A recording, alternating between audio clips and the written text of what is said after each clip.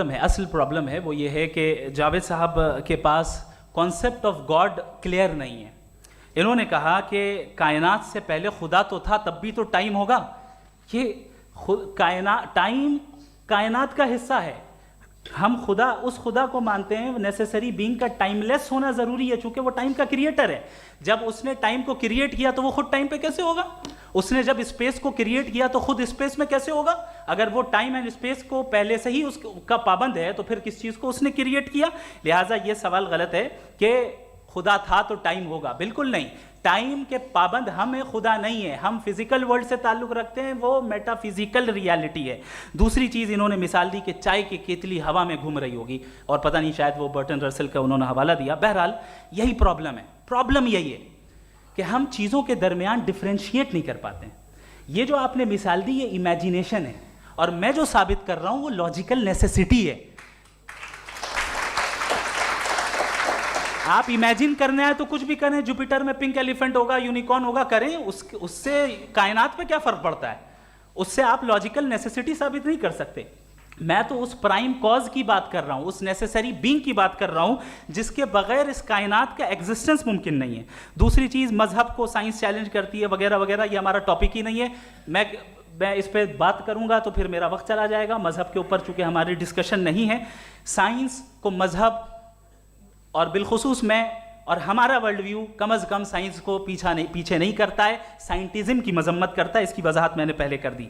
दूसरी चीज़ इन्होंने कहा वर्ल्ड का नक्शा लीजिए, वर्ल्ड मैप लीजिए, दो अलग अलग जगह की। हज़रत मैंने ये होमवर्क किया था, और मैंने मिडिल ईस्ट का एक नक्शा लिया और यूरोप का एक नक्शा लिया, ये मजहबी इलाका और ये लिबरल और एथीस्ट इलाका।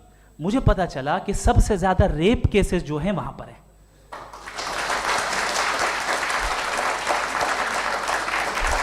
मुझे ये पता चला यूएन की रिपोर्ट के मुताबिक, मैं ये अपने घर से नहीं लेके आ रहा, कि जो वर्किंग वुमेन है यूरोपियन कंट्रीज में, उसमें 81% वुमेन सेक्सुअल हैरेसमेंट का वर्क में शुमार हो रही है। ये मिडिल ईस्ट में नहीं हो रहा है, वो मजहबी लोग हैं इसलिए नहीं हो रहा है। दूसरी चीज, आपने ये कहा कि मजहबी आदमी का अच्छा होना हमारे अच्छे होने से बहुत मुश्किल है, बहुत मुश्किल है। तो इसका मतलब यह है कि गॉड के अलावा आपके पास अच्छे और बुरे का कोई स्टैंडर्ड है। मैं चाहूंगा कि कन्वर्सेशनल स्टाइल वाली डिस्कशन और सेगमेंट पे इसी पे बात कर लेते हैं। Thank you very much.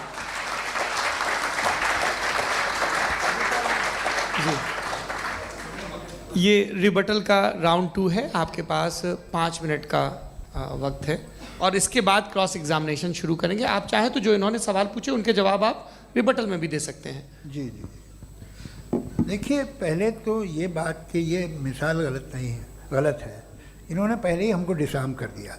कह लिया अकल से मामला सॉल्व नहीं हो सकता, लॉजिक से आप पहुंच नहीं सकते। ये एक मेटाफिजिकल चीज़ है। मेटाफिजिकल अजीब सा लफ्ज़ है, ठीक से किसी को माने नहीं मालूम इसके, तो ऐसा लगता है कुछ बड़ी चीज़ है। अरे भाई, क्या होता है मेटाफिजिकल, बताओ, खड़ी हो।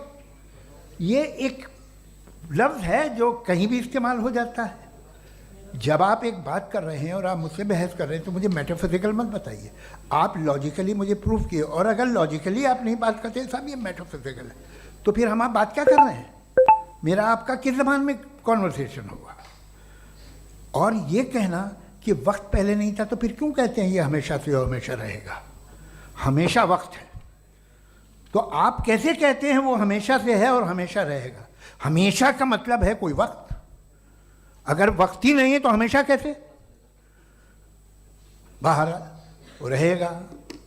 अब मैं ये देखता हूँ, आपने कहा ना कि वहाँ रेप ज़्यादा होते हैं, तो हम एक बात देखते हैं कि दुनिया जिस पे वो कादर मुतलक है, जिसकी मर्ज़ी के बगैर पत्ता भी नहीं हिलता, ओमनीपोटेंट है, ये दुनिया चल कैसे रही है और इस दुनिया का हाल क्या है? कुछ तो ख्याल करते हैं।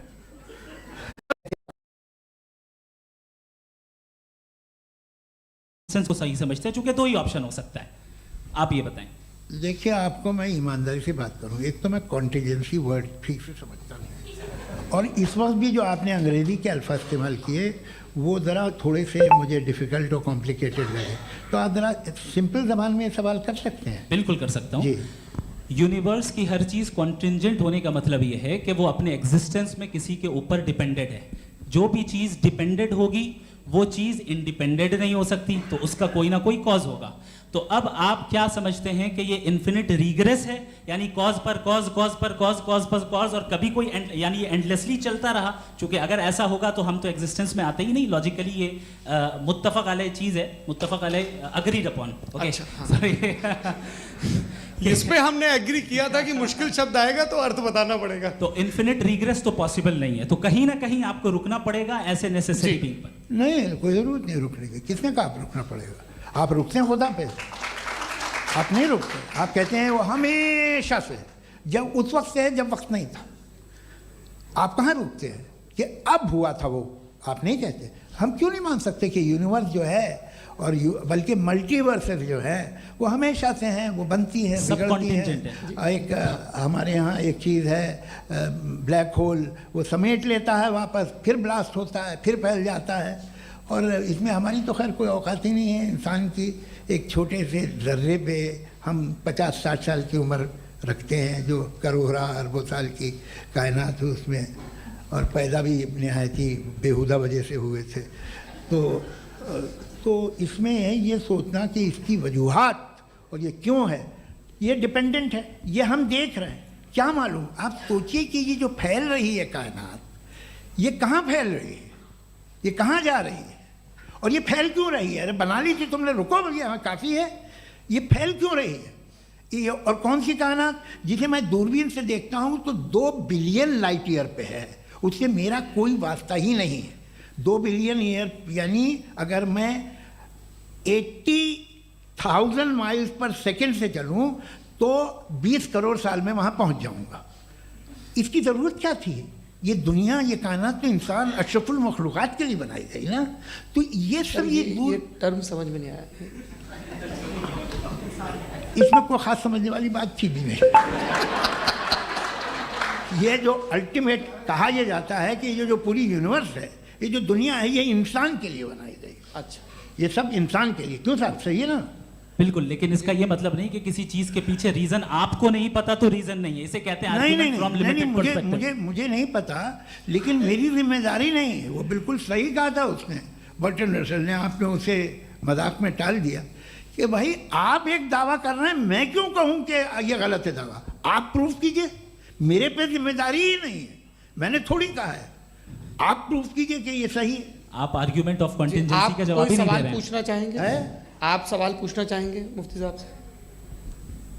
क्योंकि ये क्रॉस एग्जामिनेशन का दौर है। आप जैसे पहले बोल रहे थे फेथ को लेके कुछ, मैं ये पूछना चाहूँगा कि खुदा ने जो भी रेवलेशन किए हैं, एक मज़हब के नहीं बहुत से मज़हबों में किए हैं, अलग अलग रेवलेशन है।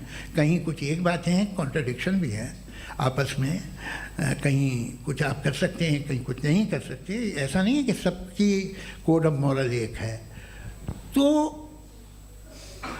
ये किस्सा क्या है? अब आप ये देखिए कि मुझे कभी कभी लगता है कि ये जो फुटबॉल फाइनल होता है, लाखों लोग होते हैं, फिर वो टीवी कवर करती, करोड़ों लोग, अगर उसमें खुदा की एक बूमिंग आवाज़ आ जाती, मैं गॉड हूँ, तो सारे लोग अभी सुन लेते और टीवी पे भी सुन लेते, किस्सा ख़त्म होता। ये इतनी राजदारी क्या है कि तुम सामने कुछ तो सबूत दे दो हमें सॉलिड। ये कह साहब ये यूनिवर्स कैसे बनी, इससे मसला क्या हल होगा? मैं पूछूंगा आपसे खुदा कैसे बना? क्यों नहीं पूछूंगा कैसे बना? बल्कि वो तो कायनात से कहीं ज़्यादा इंटेलिजेंट है, कायनात से कहीं ज़्यादा कॉम्प्लेक्स। जी वो हमेशा से है। आप कहेंगे मैं मान लूँगा। अच्छा, दोयम वो कादिर मुतलक, यानी कादिर मुतलक का मतलब ओमनीपोटेंट, वो जो चाहे कर सकता है। आपको नौकरी दिलवा सकता है, आपकी अच्छी जगह शादी करवा सकता है, आपके पड़ोसी का मुकदमा हरवा सकता है, आपको जिता सकता है, सब काम करता है। थोड़ा सा माइक